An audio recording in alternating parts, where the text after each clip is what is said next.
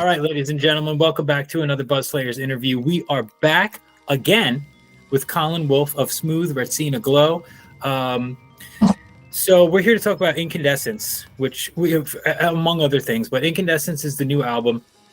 We have kind of been privy to, a few tracks from the record before it dropped. Strike of Lightning. There's been a few. You guys dropped like 2 or 3 singles before the actual album dropped, and I know that I do want to talk about the lineup. And how you guys were, because it's changed a little bit over the years, I think. So, right now, and so it's Sandra. It's Sandra that does vocals with you, right? Warren is the new co-vocalist. We'll get to know Sandra in quite a bit as the conversation goes on. Mm-hmm. And then you go ahead. You're saying? Mm-hmm. Yeah. So I was gonna say we also have Quincy. And Devin, right? Still with Quincy, and Devin walked her after about 2 years of being a sort of a sub-musician filler when we needed him. Is now officially a full-time member since he's recorded with us now, and he's in the lineup photos on our socials. So it's finally, after almost 2 years, the bass chair has finally been filled from the first big split, if you would want to call it that, which was about 23. So he's joined now officially. Yeah, so a little back history on Devin. When I first met Quincy, this was about, I'd say September or October of 23. We met him at this venue on the south side of Bethlehem called the Fun House. Quincy's the drummer. Yes, Quincy Wellen, who was the drummer on Through the Needle's Eye, and reprises his roles. Sick. And we'll get to know all about Quincy's musicianship a little bit more as well. I had actually met Devin, I think just before the lockdowns, at a church gig that I used to play at probably in the late 20-teens, and I hadn't seen him for about 3 years, and then I happened to see him there, and he had known Quincy from their time at Moravian in roughly around that same time, and he initially asked me for lessons just so to teach him whatever I know about improvisation, or what tonalities to superimpose over what chord when you're soloing, and nerdy musician sort of stuff. Right. And then we started using him for various shows, and we were a little apprehensive about using him at first because he came from a little bit more of a heavier rock sort of background, and even though we like heavy rock, or gent as it's sometimes called, it wasn't really, it's not really us, at least not us in that instance. And he also had a little too many side projects going, so if I sent him dates, occasionally, if you burn the candle at both ends, he's gonna miss some. He's not gonna make everything. Miss something, or I'm gonna be scrambling at the last couple days to find a bass player, which is not what I want to be doing. No. And plus, our originals and our cover songs aren't exactly the most everyday sort of songs that you can just listen to and pick up in 1 or 2 listens. Well, can I jump in real quick? 5/4, anybody in Lehigh Valley for a last minute sub job, you'll play in 5/4, maybe 7/8. And you'll play songs like Cult of Personality. Yeah, that's awesome. A lot of weird rhythms, and you just get the idea. Songs that you probably can't, you're going to need like a day or 2 or a week or so. You can't just, unless you're like supreme, like you've done the songs before, or you're that inept to learning that quick. It's going to take at least a few days. Even a song like Cult of Personality. Can you give me a couple of others that you guys play live? Like when you guys play like a live cover wise?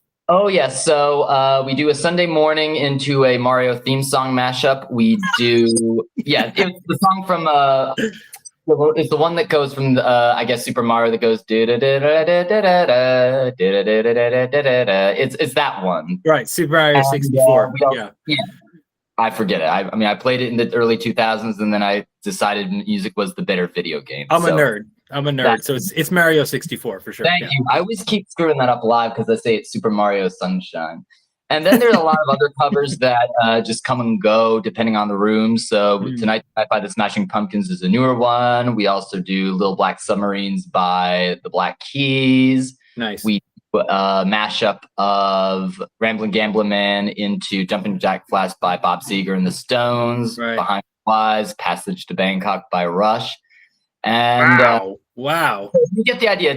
Some covers that are a little, and you know what, every day. I don't know what would be considered every day, but you know what's funny about that is that even the songs that are a little simpler, you mash them up. Yeah. So that even then you have to be like, all right, well, I've got to learn this mashup if you're jumping in, and that's not easy. Oh no, it's not. And it's like, okay, just follow me along. Just look over at my hands. By the way, I'm tuned down half a step. Some songs I'm going to be playing in open G, so just make sure you know that you're not going to get any pointers if you just see me barring it down or pressing with my thumb. So right. And oh my god, the ultimate closer though. We do Chapel Roan's Pink Pony Club into Peter Frampton's Do You Feel Like We Do into Foster the People's Pumped Up Kicks, which is sort of like the ultimate pandering to the crowd for listening through Weird Times signatures and and it's just a way. It's like a PR sort of stunt to keep the general populace happy and get the clubs from booking us back. And Quincy did not like that was a newer mashup of ours. And when I told him we're doing Chapel Roan, he came into rehearsal, I think the day after, it was around this time, and he just goes, "You want us to do what, man?" I can't blame him. I can't blame him. I don't blame him either. And I'm just saying, look, I get it. I don't listen to the song in my spare time, but we're playing a song like Incandescence. Let's see how many people are going to be hanging out in a bar by that song's end, because it's like, okay, I get it. I'm not too wild about the song, but it's kind of a people pleaser. It's a people pleaser, and it'll probably keep you in good favor with the bars on to a certain degree to make sure they call you back.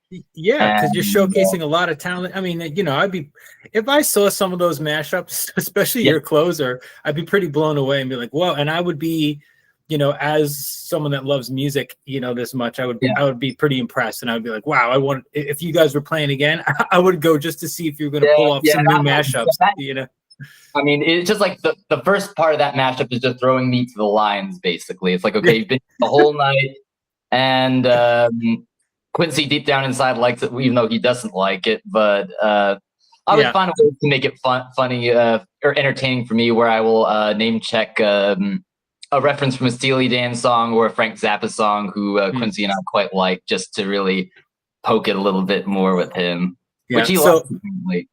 But Quincy's on Through the Needle's Eye. Yeah. Which is an awesome record. We did that record too when it came out. Yes. A little after it came out, we reviewed that record. That's when I first found you guys, is that. And then but Incandescence, this is, between, and there's been some singles leading up and whatever, but the two singles that were leading up, this is an album, like, if you don't listen to the whole thing, then you don't really know, there's differences between all the songs. There's no two songs that are taking the same route. Okay. You know what I'm saying? To me, because I thought it was a little more streamlined compared to some of our other records, which was sort of the point, because if we're ever going to get any more traction from somebody someplace somewhere, it's probably going to make sense if we are a little more easily classifiable, whereas some of the earlier records were maybe a little too diverse for their own good. In terms of diversity, yes. But what I'm saying is, what I'm saying is, like, this record, like, it starts off with, like, it's very jazzy. You know what I mean? There's Americana. The earlier records of ours had a little bit more of that, or maybe it's Americana influence, but it's not as overt, at least not by my standards, because there were. Then again, it sort of depends on who you're talking to and what your definition of Americana is. It does, yeah. You have some Southern tonality in there. You get Southern toned, progressive, lots of classic rock in there. Yeah. Which is that to me, from how I perceive a lot of Smooth Retsina Glow, is very classic rock influence, in my opinion. From an outsider, I don't write the songs you do, but from a listener point of view, you know. But I think that the record just blends a lot of these genres together, and it does. I'm not saying it's not confluent. It's coherent, you know. It's confluent, but I feel like it's still. You're still. I think you can't help it. I mean, you just blend genres together because it's part of your style and the guitar work. So let me ask you this: for a record like this, right? Yeah. Do you write everything and then bring it to the guys and kind of go, this is how it goes, or do you end up jamming songs out together? Like combination of both, actually. So Incandescence is a very good example of how we work things together. So I wrote that in the time signature 5/4, but I had a slightly different rhythm compared to what it ultimately became. So I will write out the song, chords, lyrics, lead sheets. That's basically where you have the chords with the symbols on top of it. Bring it to the guys, and I'll just explain what I'm going for, and then it's up to them. And one thing that Quincy did with Incandescence was he came up with the 5/4 swing pattern. I don't even know where he got it from, and I have asked him. I said, "Where did you get this from?" Because it doesn't sound like anything else. I don't know. He doesn't know. You're ever done. And it also opens up with that free improv, which I think was that might have been his idea. So on the album sleeves, I gave him credit for arrangements because, you know, out of the three of them, he is certainly the most involved in the arrangement and how the finer parts of the song come about. And that's one aspect that he stepped up quite a bit more on this album than he did on the previous one. Yeah.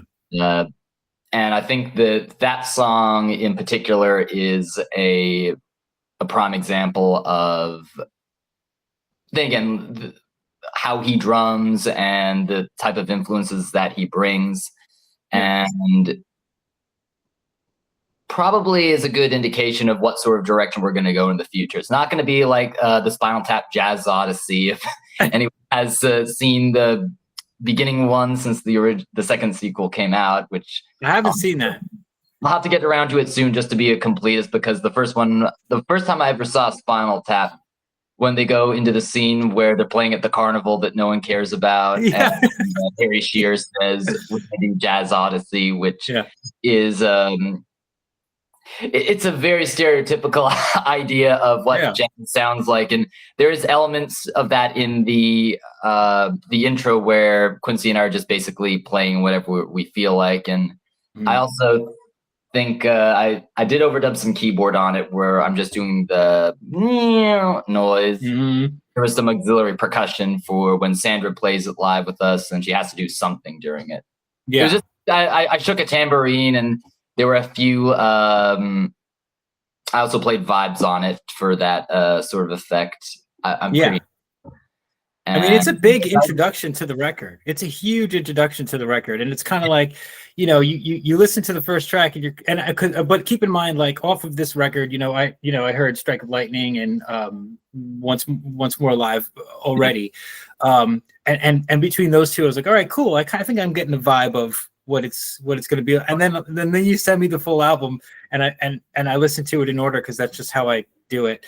I don't start random places. I like to listen to records from beginning to end, like in one shot. It's the best way for And so the first track is the title track, and you're just like,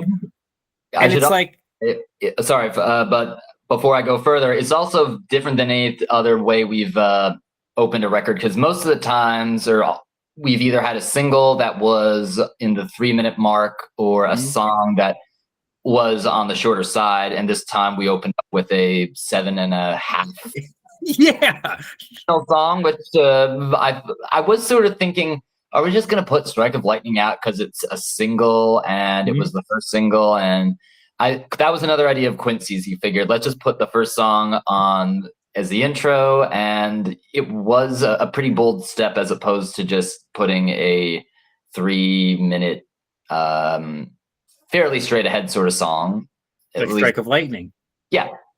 I mean, that goes through one key change, but I digress. I mean, listen, you're like a musicologist. We don't have to get into it, but if you compare Strike of Lightning to Incandescence, there's a bit more changes in Incandescence, I would say. Apparently, according to one of our sub musicians who used to sub for us on drums when Quincy was still with Marine Corps.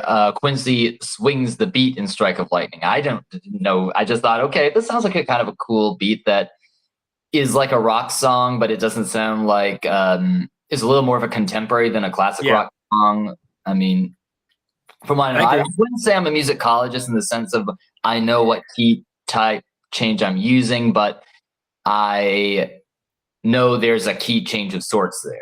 Right. That was for lack of a better word on my part. A musicologist, I mean, a musicologist is more studies the history of music than you're an actual music teacher, you know. Yeah. Is what I mean. I have a theory background, but I kind of don't want to be a musicologist because more often than not, they usually aren't, you know, the writing type for whatever reason. They're not usually. No. Usually. I mean, there's probably some exception like David Bennett piano out there. But, and also, even when I have taught different sorts of composition in the past, I kind of thought after a while, I kind of don't want to be teaching this because I'm starting to lose a little bit of not knowing what I'm doing, which is sometimes when you're being most creative. Yeah, you know, it's at least for me anyway. No, it is. It's just basically improv to an extent, or just kind of jumping in head first without having a plan ahead of you in terms of songwriting. So when you write some of these songs, do you ever do like scratch tracks of them and stuff and bring them? Or? Yeah. So I always have a scratch demo, and you do. Yeah, or I have scratch demos. I'll probably, if there's ever a box set, I'll put a few of those on it just so people can hear my. Or in the case for Sandra, I have to have a guide vocal, which is fine because if I wrote the song, I probably should have a guide vocal of sorts. Just to give an idea. I know I've done that with my other co-singers in the past, and that's also a good reference for me, just so I can hear what it is I'm doing, and when I'm constructing all the record, I can see how to make each song vary in and that of itself. Yeah, so you can bring the scratch track back to the band as well, and kind of show them here's kind of here's the idea, you know, and it's just a scratch track, and here's kind of the vocal melody. But you give like someone like Sandra, who's a bit newer to the band. You could say. You know, are you more like, okay, this is kind of how I wrote it, but you can kind of take it a little differently directions? Are you more open to that, or is it kind of like, I really want it to be like this? Only if there's a certain rhythm that I really want to get at. Well, I only give that to Quincy, really. Well, Funny enough, but most of the time he just totally turns the beat over. And Incandescence is like that, and the last song on the record, AI Guide, is another one where he really just, I'm going to do my thing on it. And we'll get to this. I'm sure that one will be up for discussion as we get further along, because it is about the phenomenon that is artificial intelligentsia. It is indeed, yeah. Oh yeah, we'll learn about that though. I do want to talk about that because. Okay. Now, that was a very. So, what before we jump into that particular song, like with a lot of these songs from this record in particular, and maybe even in the past, I don't know if I've asked you this before, but is it something where do lyrics ever come to you? The conceptual lyrics even come to you first, or do you usually like write something out and then lyrics kind of come to you after that? How does that work with you in particular? You know, occasionally I might have the title first. I think with Incandescence, I actually had the title first before I wrote the music, and it just sort of varies. AI Guide, for instance, now that we mentioned it, I'll just discuss. So this was based on a couple of different things. So I had this piece that I had written in 6/8. Which is like a 1 2 3 2 2 3 sort of rhythm. And I got Quincy, and he just said, "Nah, I'm gonna play this sort style of 6/8," and he came out with whatever type of drum fill that is. That and Incandescence, I would say, are two of the most distinctively original arrangements to something I've written that he did in the past. And when we first met Sandra, we'll get to know the whole backstory. Because the lineup change is, even though it was a little difficult to find the right people to complete this iteration, it all worked out for the better. But she had a Chat GPT app that she talked to, and I really didn't know what AI is. I mean, I sort of heard of it vaguely, and when we were initiating her, she had this Chat GPT app that she named Nova, and it was one of those things that you could talk to, and it would tell you everything about anything, and it had a stereotypical sort of voice that you would hear for a GPS drive or something like that. And I figured it could actually be a good title for a song, and she actually named it Nova. That was that was her name. So I named the song Nova Sage parentheses AI Guide. AI Guide, yeah. Songs with parentheses in the titles a little bit. It just adds it's a bit of an artistic sort of approach to the titles. The weird thing about that is, ever since I wrote the songs, she has not used the Chat GPT app. It's like she thinks I wrote it to make fun of her or something like that. And I thought, when she completed her song, she did a 4-hour marathon before a show for her first recording session ever. And I was saying, so have you played any of your friends the Nova Sage song yet? And for some reason, she didn't quite show that one off as much as I thought she would have. Maybe she does think you're kind of poking at her about it. She also used it to write song lyrics for, which, I mean, this is sort of the blessing and the curse of AI. And at least she was trying. I can't give her credit for that. And then she would be sending me these song lyrics, and they were kind of cool. I mean, hey, whatever gets you into being creative, that's perfectly okay by me. Yeah. And unfortunately, though, I think a lot of people are going to start using that as their means for generating lyrics. And I'm going through all the lyrics to all these poems, and I'm thinking these kind of are about the same sort of subject and the same kind of topic matter. Just me. Yeah. Well, I mean, that's the thing with AI is it's like you said, it's kind of a blessing and a curse. I don't see any big deals in terms of, there's a limitation, there's a line that's crossed, and I think that with giving a little artistic push, cool. Like I get it. Maybe some people need a little bit more, direction sometime at certain points. Like, this is going to help me with a little bit of direction. Oh, yeah. I'm going to take the first line from this and work off of that, and then I'll do the rest. But then there's things out there now where people just write, there's like AI bands and stuff, you know what I mean? Where all the music is fake. Or anything. It's like, for some reason, my Facebook or Instagram, they decided, because I'm a musician, they'll send me these musicians playing here or saying this, and it never really happened. And it's turning increasingly into The Boy Who Cried Wolf, where, I mean, it's like there's only so many times you can see something that's fake or artificially generated come up on the web, and then you don't believe it for when it's real. No, exactly. No, I agree with that 100%. And they say right now there's the content of the song. It has a little bit of that in there as well, because it starts off being very enthralled with how great the AI Chad algorithm. I call him Chad. I mean, that just sort of I didn't realize after a while it was Chat GPT. I thought Chad, and then eventually, you put one and one together, and all you worked it out. You worked it out. And then I also did have a little so a bit of a cautionary message at the end about the downside to it all. And the chorus of AI Guide, he's all the rage, because it is all the rage. So it's a way of being topical without, going over something that's been done before, or something that's just, outside of our niche, shall we say. And also drawing a little bit from personal experience, seeing that she was using chat. So, so that kind of explains that too. But in terms of, so let's actually talk about Sandra. So, so how did that come about? Yeah. Okay, so Sandra Warner, actually, I had met at a party around Christmas time, 22. This before I met Quincy, before I had met Devin. So there's a festival up in the Poconos, which is a mountain range north of the Lehigh Valley, just a little bit south of New York by about an hour and a half. And there was a festival we played at called Pine Ridge Fall Festival, October 2022, and we met a friend up there, and he invited us to this Christmas party that we had.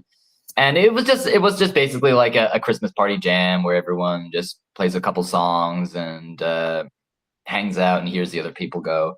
And Sandra happened to be there, and I did my thing with our then bass player at the time, and she quite liked it, and that was about the last time I saw of her. And then we were playing at this place called Sarah Street Grill, which we're going to be playing at in a couple of weeks, back in May. And after Natalie had left to go west out to marry and resettle and whatnot, we had a friend of Quincy's named Steve Rivera, who also helps provide a lot of the backing vocals on some of the record. And he was just sort of our sub vocalist at the time, just because I figured, I need somebody to sing songs that I'm not necessarily the most cut out for. So I used him for that. And we were playing at this bar, and I noticed that there was one girl there that looked sort of familiar. She didn't recognize me, which I don't blame her. We only met her briefly, and so it goes. And we do the gig. We got a callback date. Steve lives a little bit closer up that area, and I had to get ready for the next day because it was an 8:30 to 11:30 day on a Sunday. So I went back to Lehigh Valley. Next day, Steve texts me and says, "Oh, by the way, I met this girl. She'd be interested in singing with you." And she sends me the text.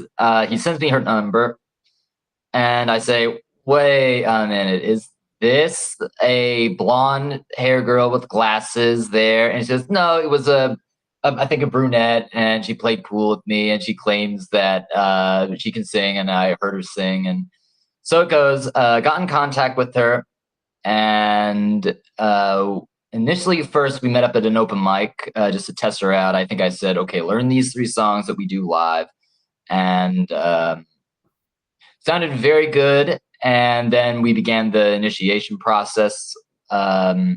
So this is Sandra's first time she's ever been in a band. She's sung all her life, but she had never, ever played in a group-based situation. Is she loving this or what? Yes, she likes it a lot.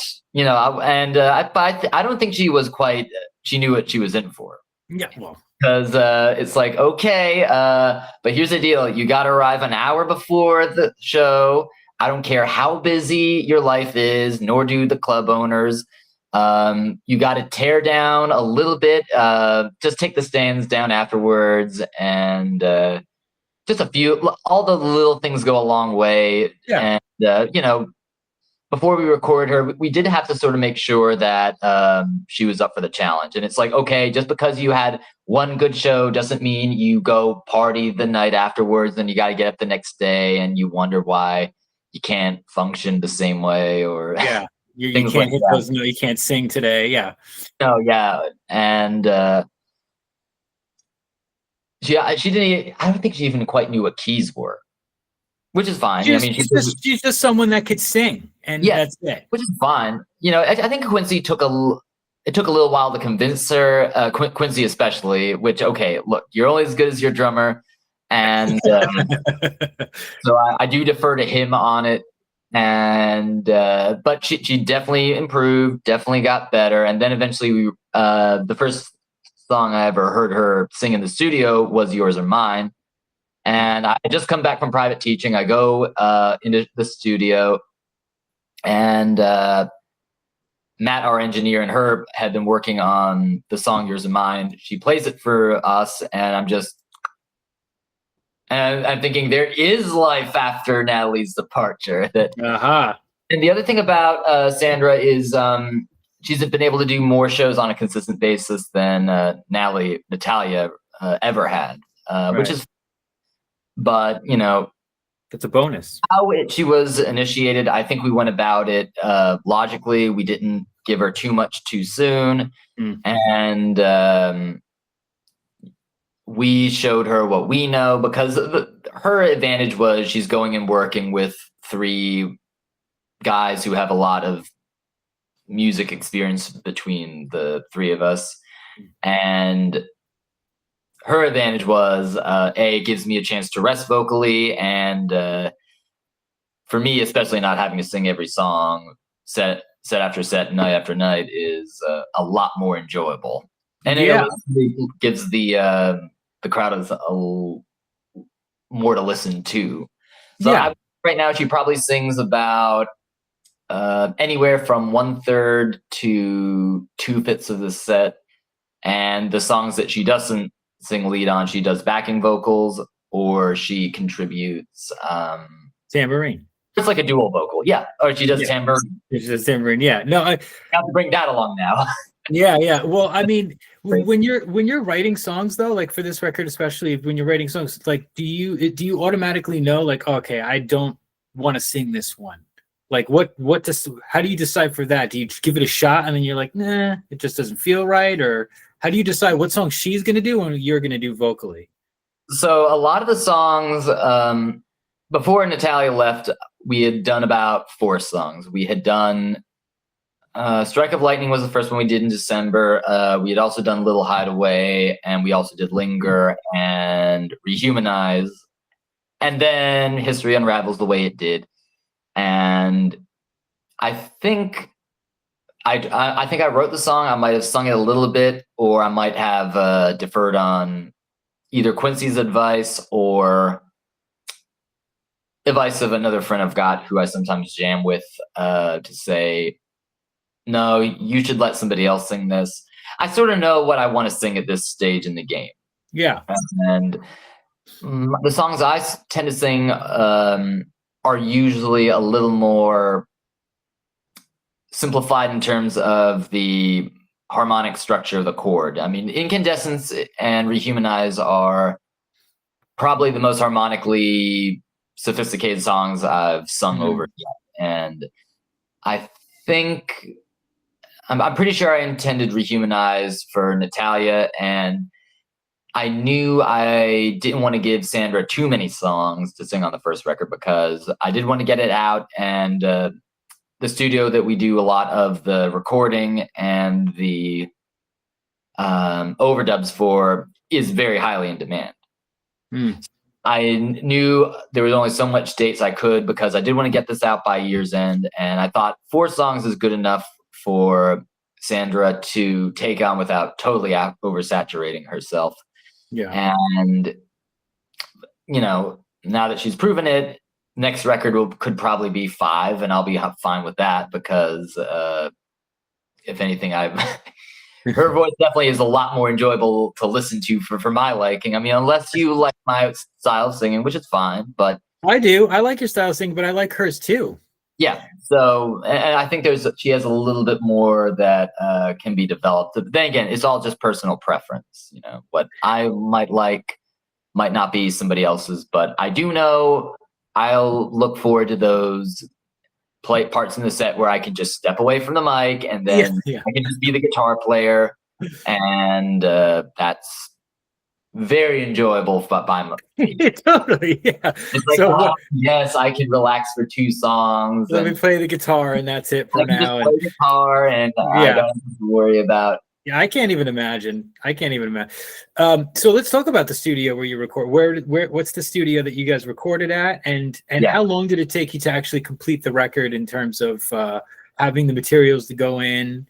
Yeah. And is it all recorded at the studio, or do you have a little bit of home? We have 2 different studios that we work out. We worked out of Shard Sound in Bethlehem, and a friend of mine in the Easton area who very generously doesn't charge me because I have a good rapport with him. And I only do I think I did 4 songs there, but I don't do the overdubs there. But because Matt Mulcahy, our engineer, does the mix and mastering, it kind of makes sense to put him, to give all the songs to him for the consolidation sort of process.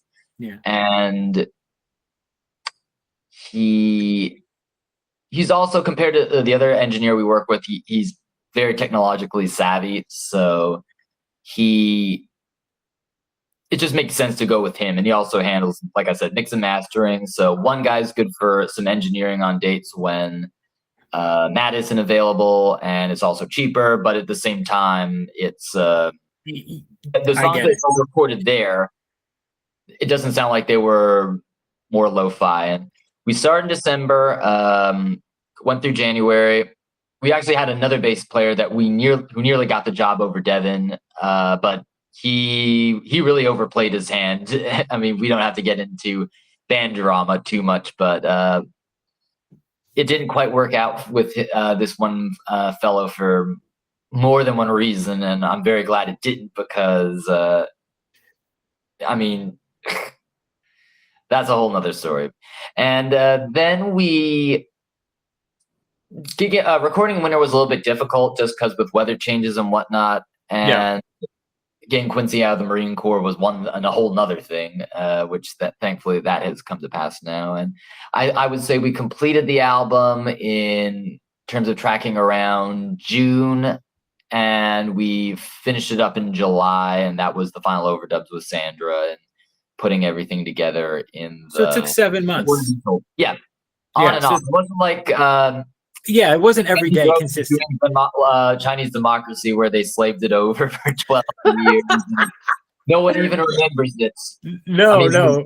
I mean, sorry, but right. No, don't be sorry. If I had to, probably 14 days. I mean, every session we usually had 2 songs a day, and that can add up quite a bit in a good way. And then there were probably about 7 days spread out over the course of May to June on Wednesdays, because that's usually the day we didn't have any shows, because Matt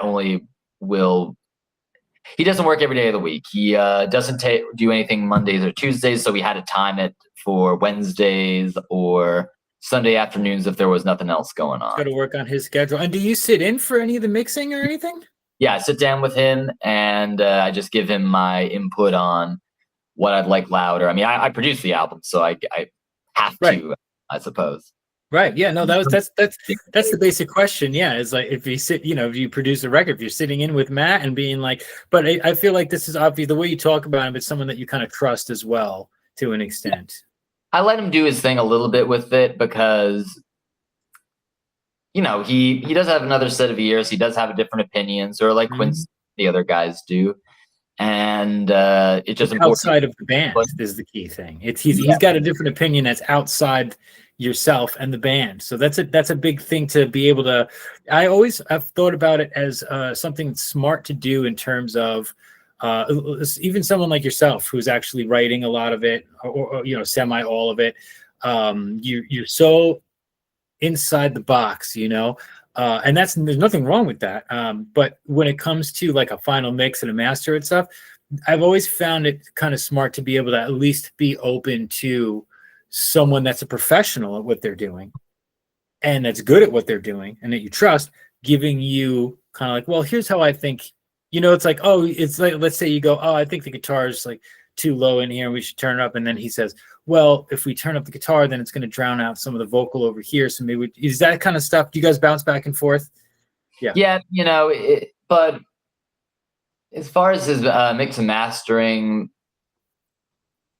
I mean, as far as balance, I'm always quite pleased by what I hear. And there are a few things that he does on his own, like he might add echo on a certain, or delay, I should say, since that's supposed to be the proper term. No, it's like you had echo back in the day for like the lingo for guitar players, and when you look on something like a Line 6 HXFX or an Eventide, it says delay now. Delay.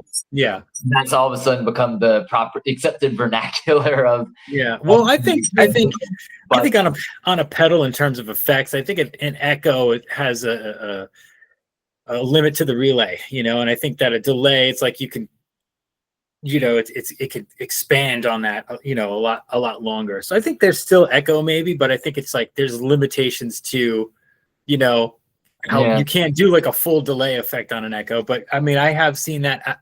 I have seen that change even on amplifiers, certain amps that used to have echo and now it's delay. So or whatever, Yeah. And I digress, but. Sort of what you said before, a different set of ears. He is a professional audio engineer, so it is his forte, and he has quite a lot of experience. He's a little bit older than us, so He's got a different set of perspective. Listen to it, take it on what you can, for me anyway, and just let it shape the final outcome.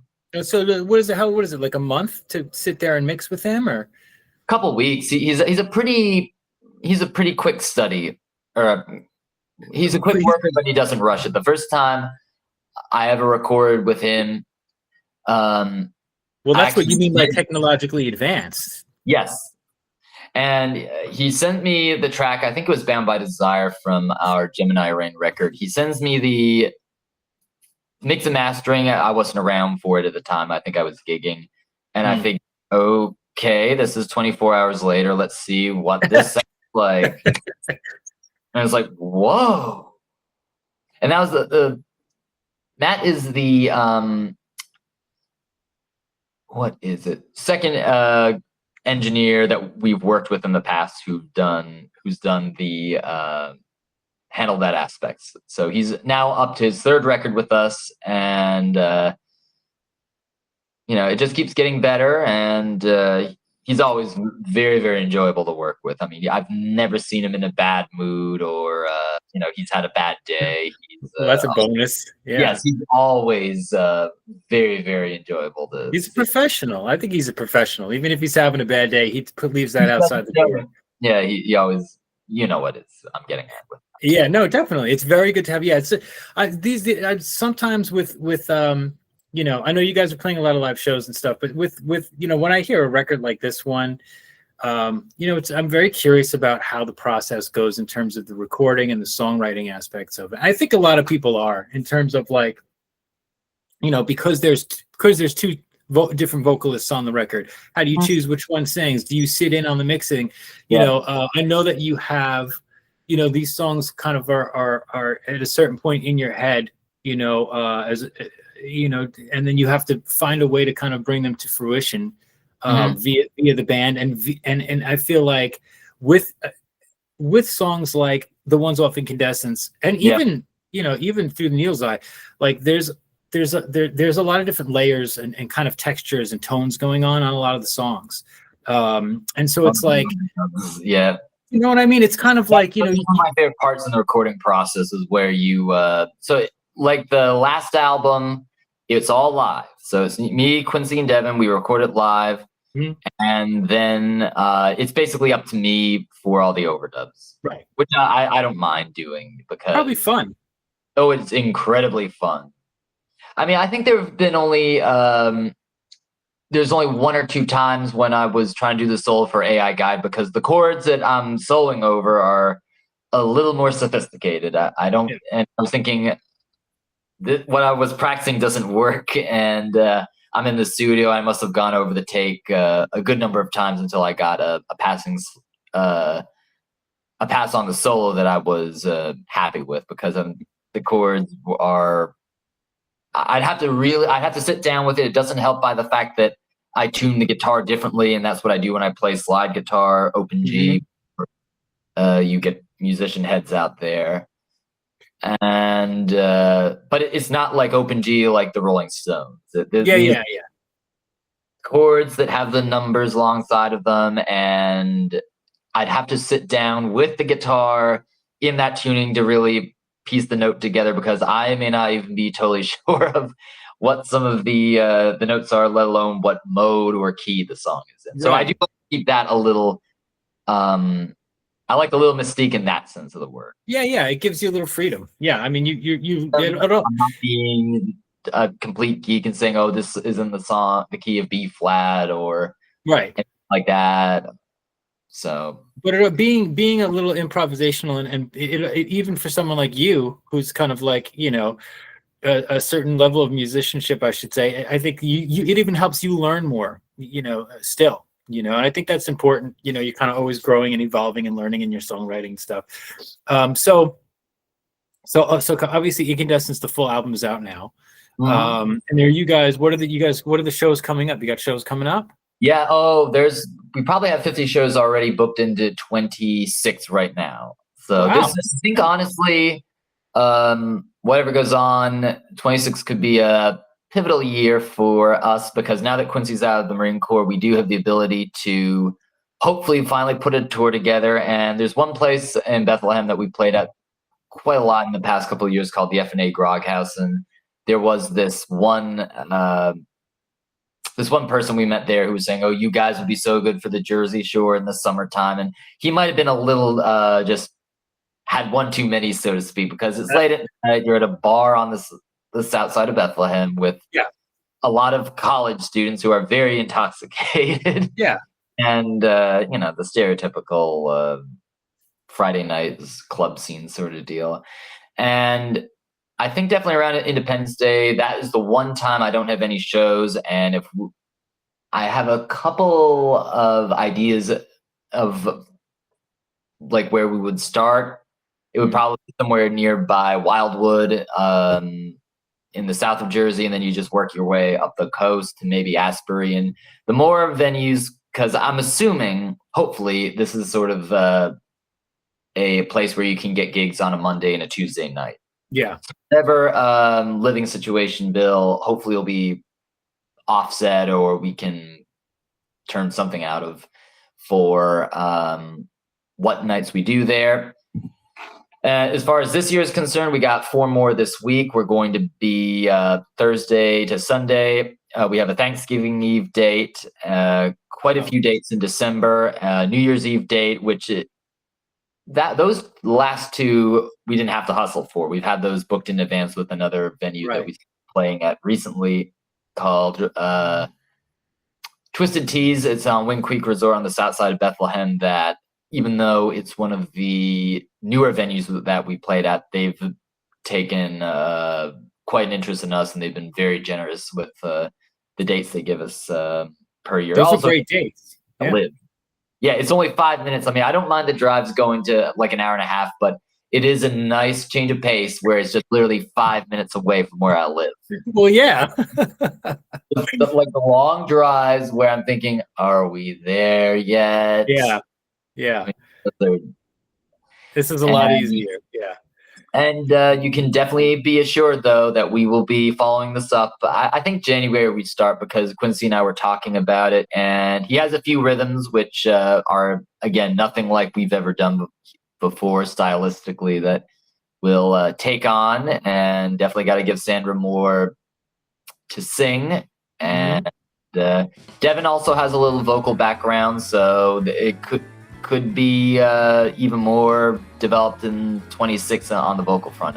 That's very cool. So you guys, I know you always are working on stuff here and there. So I expect to hear some more soon, especially in 2026. I would expect some more, at least some singles. But for right now, Incandescence is out everywhere. This was an awesome record.